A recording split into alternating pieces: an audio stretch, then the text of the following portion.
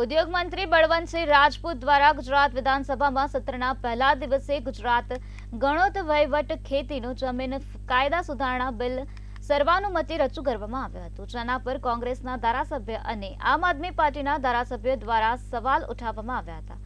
મહેશ કાસવાલે પ્રતિક્રિયા આપતા કહ્યું કે કેન્દ્ર સરકારે 23 લાખ લોકોને ગરીબીમાંથી બહાર લાવવાનું કામ કર્યું છે। ખેડૂતો માટે કિસાન યોજનામાં 2000 રૂપિયાનો વધારો કરવામાં આવ્યો છે, જ્યારે મહિલા ખેડૂતો માટે 6000 થી વધારીને 12000 કરવામાં આવ્યા છે। તો ગુજરાતના ખેડૂતો અને ઉદ્યોગકારો દેશ અને રાજ્યની શાન છે। સરકાર દ્વારા યુવાનોને રોજગારી પૂરી પાડવામાં આવી રહી છે।